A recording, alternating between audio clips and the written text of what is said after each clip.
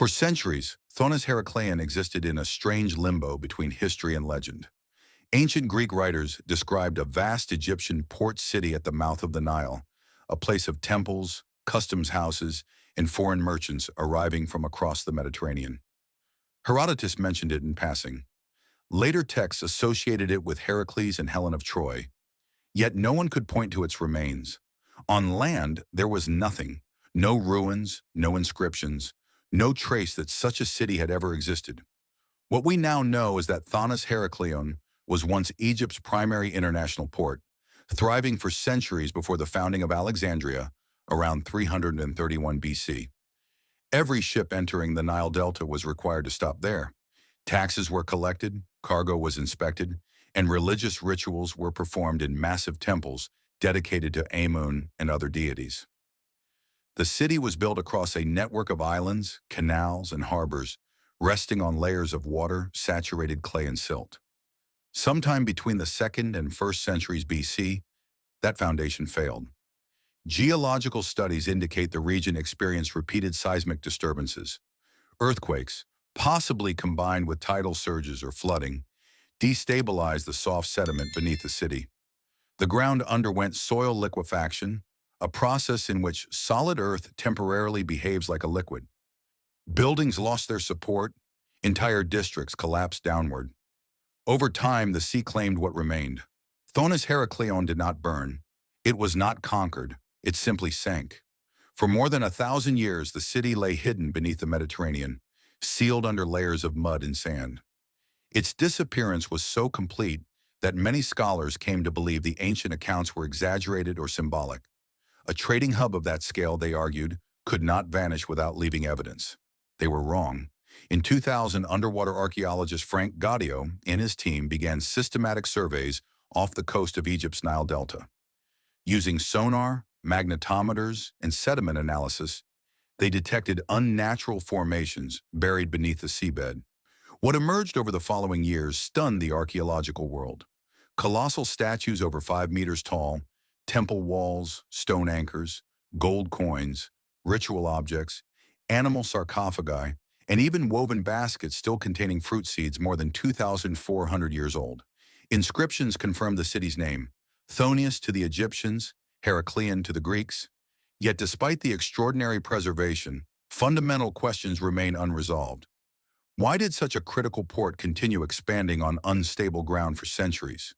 Why are signs of collapse uneven, with some districts sinking rapidly while others settled slowly?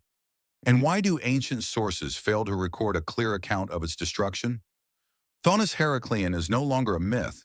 Its ruins are real, mapped, and rising from the seabed piece by piece. But the exact sequence of events that erased one of Egypt's most important cities and how its people experienced that final transformation from land to sea remains one of archaeology's most haunting, unanswered mysteries. The tablets are small, unassuming pieces of clay. Some are no larger than a modern smartphone. Others are fragments broken long ago and baked hard by accidental fires. They were discovered in palace ruins on Crete, stacked in storage rooms, dropped in corridors, and sealed beneath collapsed walls. Written across them is a script no one alive can read. Linear A is the written language of the Minoan civilization, used roughly between 1800 and 1450 BC during Crete's Bronze Age peak. The symbols are clean and deliberate, arranged in neat horizontal lines. They resemble another script found on the island, Linear B, so closely that early archaeologists assumed the two were related in a simple way. That assumption turned out to be deeply misleading. In 1952, Linear B was deciphered by Michael Ventris and shown to represent an early form of Greek. It uses syllabic signs rather than letters. Once its phonetic values were identified, thousands of administrative records suddenly became readable. Lists of goods, names of officials, and inventory tallies. Many researchers believed Linear A would fall next. It didn't. Despite sharing visual similarities with Linear B, Linear A encodes a completely different language. When scholars apply Linear B phonetic values to Linear A symbols, the resulting words do not match Greek or any known ancient language. The grammar behaves differently. The word endings don't align. Repeated sequences refuse to resolve into intelligible meaning. What makes this more frustrating is how much material exists. Linear A appears on hundreds of tablets, stone libation tables, pottery fragments, and ritual objects. Many texts seem clearly administrative, with recurring symbols suggesting numbers, commodities, or standardized transactions. Others appear religious, possibly recording offerings to deities whose names we still don't know, yet none of it unlocks. One major obstacle is context. Linear A texts are short and formulaic, lacking long narrative passages that might reveal grammar or syntax. There is no known bilingual inscription, no equivalent of a Rosetta Stone, and the Minoan language itself left no confirmed descendants. When Mycenaean Greeks took control of Crete around 1450 BC, Linear A disappeared, replaced by Linear B almost immediately. Even the identity of the language remains uncertain. Some scholars have proposed links to Anatolian languages. Others suggest connections to Semitic or entirely lost language families. None of these hypotheses have gained broad acceptance because the internal evidence refuses to cooperate. Modern technology has not solved the problem. Statistical analysis, pattern recognition, and computational linguistics have all been applied. They confirm structure, they confirm consistency, they confirm intentional writing, but meaning remains out of reach. Linear A represents the voice of Europe's earliest advanced civilization, frozen in symbols we can see but not understand. We know who wrote it, we know when they used it, we know roughly what kinds of things they were recording. What we do not know is what they were saying. Until that barrier breaks, the Minoans remain, in a very real sense, silent. Roman dodecahedrons are small enough to hold in one hand, yet no one knows why they exist. These are hollow bronze objects, each formed with 12 flat pentagonal faces. Every face contains a circular hole, and the holes are never the same size. At each corner sits a small knob, carefully cast and symmetrically placed. More than 100 of these objects have been discovered across Europe, from Britain and Gaul to Germany and the Balkans. Not a single one has been found in Italy. Archaeological dating places most Roman dodecahedrons between the 2nd and 4th century CE.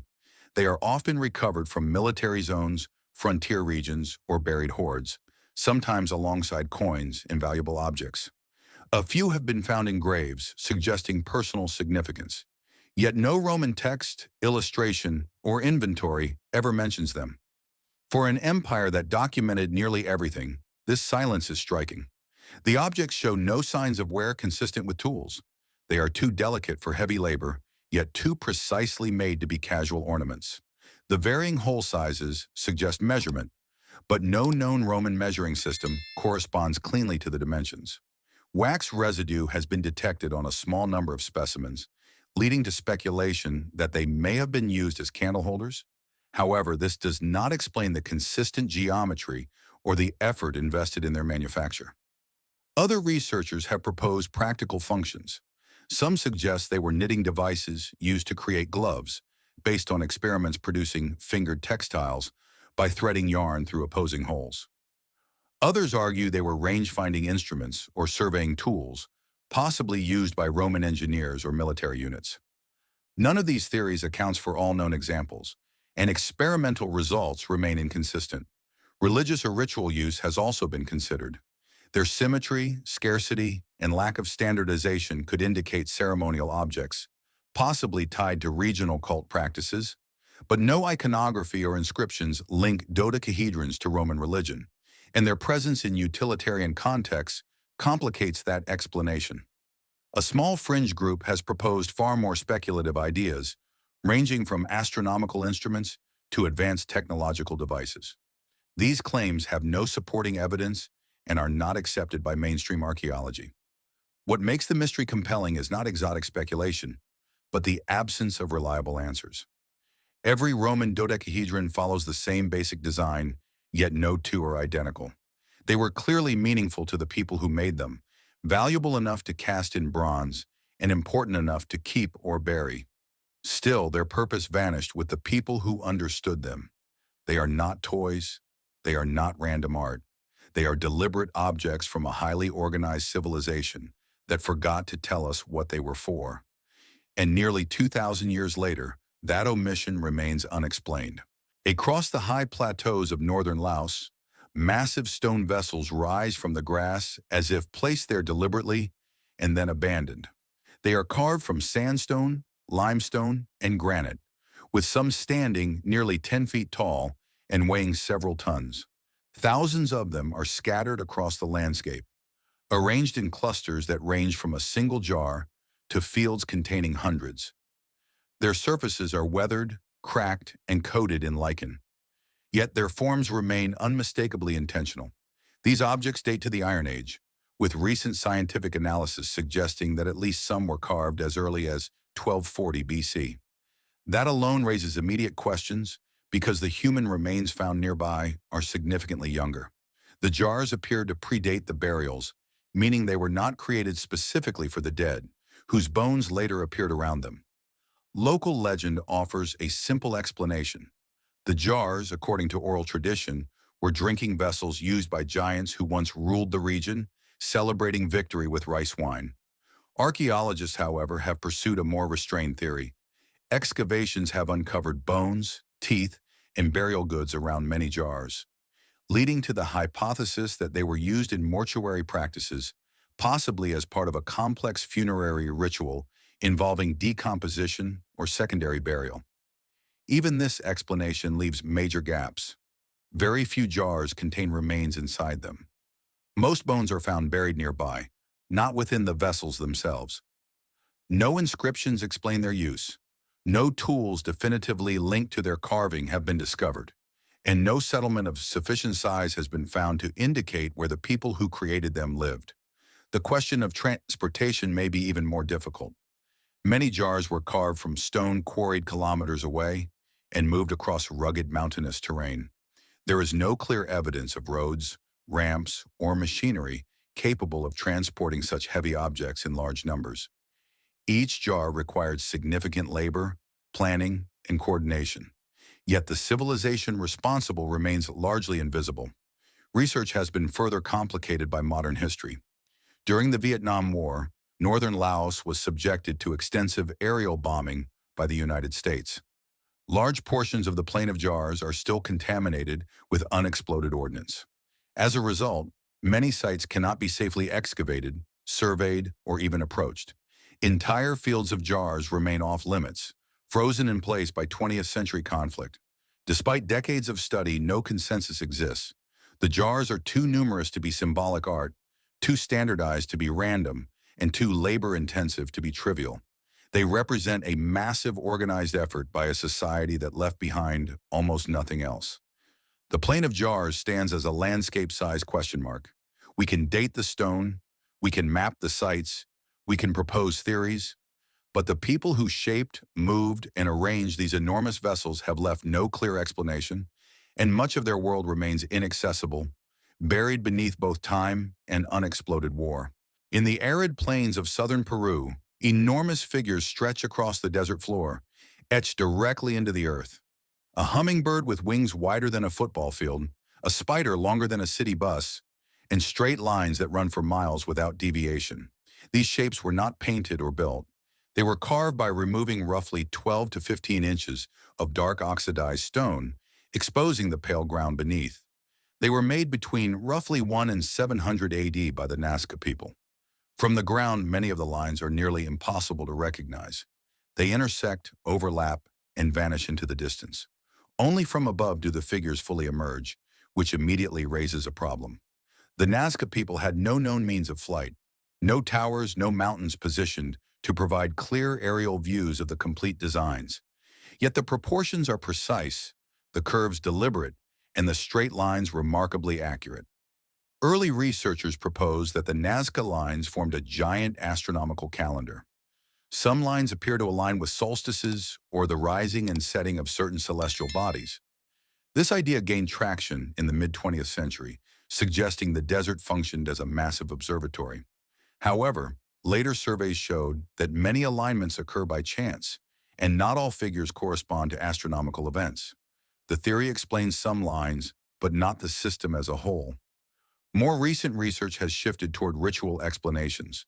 Archaeological evidence suggests the Nazca people conducted ceremonial processions along certain lines. Pottery, Offerings and iconography link the figures to water, fertility, and agriculture. In one of the driest regions on Earth, rainfall meant survival. Some scholars now believe the lines were part of ritual pathways meant to appeal to deities associated with water and mountains. Even this explanation leaves unresolved questions. Why create animal figures so large they cannot be fully seen from the ground? Why combine organic shapes with thousands of straight lines, trapezoids, and spirals? And why maintain them over centuries, repeatedly clearing debris to keep the designs visible? The engineering itself adds another layer of mystery. The lines have survived for nearly 2,000 years due to the region's stable climate, minimal rainfall, and low wind. But creating them still required careful planning, coordination, and surveying. Stakes and ropes were likely used, yet no detailed plans or tools have ever been found. Outlandish theories involving extraterrestrials have been widely rejected by researchers, but the persistence of such ideas reflects a deeper issue. Even the most grounded explanations fail to account for the full scope and intent of the Nazca lines. We know how they were made. We know when they were made. We even know who made them. What remains unclear is why a civilization invested such extraordinary effort into images meant to be seen by almost no one. In 1982, beneath the murky waters of Guanabara Bay near Rio de Janeiro, a claim surfaced that threatened to rewrite the history of transatlantic exploration. Acting on information provided by local fishermen, American shipwreck explorer Robert Marks announced that he had located several ceramic vessels embedded in the seabed. They were twin-handled amphorae, a distinctive container type widely used throughout the Roman world for transporting oil, wine, and grain. Marx reported that the amphorae were heavily encrusted with barnacles and partially buried in sediment, suggesting long-term submersion based on their shape and construction. He argued they were Roman in origin, possibly dating to the 1st century CE. If true, this would imply Roman contact with the coast of South America more than a millennium before the arrival of the Portuguese in 1500. The claim immediately drew skepticism. Roman amphorae are well documented, but they are also widely collected, traded, and reused in later centuries. Critics pointed out that without controlled excavation, stratigraphic documentation, or laboratory analysis, the objects could not be reliably dated. Amphorae could have been transported to Brazil in modern times as ballast cargo or even discarded replicas. Before further investigation could occur, the situation escalated. The Brazilian government accused Marx of unauthorized artifact removal and banned him from the country. Underwater exploration in the area was halted, and the site was closed to independent researchers. Marx responded publicly, alleging that the Brazilian Navy deliberately dumped sediment over the location to avoid international scrutiny and the historical implications of a Roman discovery. No comprehensive archaeological survey of the alleged site has ever been completed. The amphorae were not subjected to peer-reviewed analysis, and no associated Roman materials such as ship timbers, tools, inscriptions, or additional cargo were documented. Without contextual evidence, the objects alone cannot establish a Roman presence. Mainstream historians and archaeologists remain unconvinced. There is no credible evidence of Roman ships capable of sustained Atlantic crossings to the Americas, and no Roman records suggest voyages beyond the eastern Atlantic. Known Roman maritime trade was extensive, but it remained confined to Europe, North Africa, and parts of Asia. Yet the controversy persists because the case was never resolved through proper study. The artifacts were not conclusively debunked, nor were they properly verified. Political intervention, accusations of misconduct, and restricted access left the question suspended rather than answered. Today, Guanabara Bay occupies an uneasy place between speculation and dismissal. The idea of Roman contact with Brazil remains highly unproven, unsupported by accepted archaeological standards. But the absence of definitive investigation ensures that the claim, however unlikely, has never been fully laid to rest. Cleopatra VII is one of history's most famous rulers. Her life is chronicled in detail. The daughter of the Ptolemaic dynasty, her alliances with Julius Caesar, and later Mark Antony, her political maneuvering, and her dramatic death in 30 BC. Yet for all that is known about her life, one of the most fundamental questions remains unanswered. Where was she buried? Ancient sources suggest that Cleopatra and Mark Antony were interred together in accordance with Egyptian royal and romantic traditions. They had died in the wake of defeat at the Battle of Actium, and Cleopatra's final resting place was intended to honor both their status and their enduring partnership. But despite centuries of searching, no tomb has ever been confirmed. Alexandria, her capital and the cultural center of the Mediterranean world, is an obvious candidate. It was a thriving city of temples, palaces, and monuments during her reign, and it housed the dynastic necropolises of the Ptolemies. Archaeologists believe a royal tomb may have been located within one of the city's temple complexes, but much of ancient Alexandria has been submerged or destroyed by earthquakes, tsunamis, and centuries of urban development. In particular, the devastating tsunami of 365 AD reshaped the coastline, sinking large portions of the city beneath the Mediterranean. Any tomb within the ancient city limits may have been claimed by the sea, leaving behind fragments or nothing at all. Other theories point to sites in the Nile Delta, possibly temples dedicated to Isis and Osiris. Cleopatra identified herself with Isis, the goddess of life and magic, while Mark Antony associated himself with Osiris, the god of the afterlife. If the couple chose to align their burial with these deities, their tomb could have been located in a religious precinct now lost or hidden beneath centuries of sediment, agriculture, or modern construction. Evidence is scarce, and definitive archaeological exploration has yet to be possible. Excavations have occasionally uncovered objects and fragments that hint at royal burial practices, but none can be conclusively linked to Cleopatra or Antony. Coins, inscriptions, and remnants of palatial architecture provide clues, but the tomb itself remains elusive. The mystery of Cleopatra's final resting place sits alongside other legendary lost tombs of history. The burial sites of Alexander the Great, whose mausoleum vanished under layers of city construction, and Genghis Khan, whose resting place was deliberately concealed, share the same intrigue. In each case, history, legend, and natural disaster combine to erase the physical traces of figures whose lives are otherwise well documented. Cleopatra's tomb, whether beneath the sands of the Nile Delta, submerged beneath Alexandria's harbor, or lost in some temple yet to be discovered, continues to captivate archaeologists, historians, and the public alike. Its absence is not merely a gap in the record. It is a profound reminder of how even the most prominent lives can leave behind mysteries that endure for millennia. Beneath the turquoise waters off Japan's Yonaguni Island lies a formation that has captivated archaeologists, divers, and the curious alike. The structure stretches at least 165 feet in length and 65 feet in width, its terraces descending in sharp geometric steps that resemble a pyramid or ziggurat. Flat planes intersect at near-perfect right angles. Staircases, ledges, and protrusions appear to have been carefully carved, yet the entire site is submerged, lying between 15 and 25 meters below the surface. Its discovery in the early 1980s sparked a debate that continues to divide experts to this day. Some researchers propose that the Yonaguni Monument represents the remnants of a lost civilization. According to this theory, the structure predates recorded Japanese history, perhaps even reaching back to the end of the last ice age around 10,000 years ago, when sea levels were significantly lower. Its sharp edges, terraces, and apparent symmetry suggest deliberate shaping by human hands. Certain patterns on the rock surfaces, including channels, carvings resembling terraces, and formations that resemble roads or walls, have been interpreted as architectural features. Supporters of this idea argue that Yonaguni may be evidence of an advanced prehistoric society now entirely submerged by rising oceans. Skeptics, however, insist the formation is entirely natural. They argue that the sharp angles and terraces are the result of tectonic activity, fracturing, and erosion in sedimentary rock. The region sits along active fault lines, and earthquakes, along with ocean currents and repeated submersion, could plausibly carve flat plains and right-angle structures.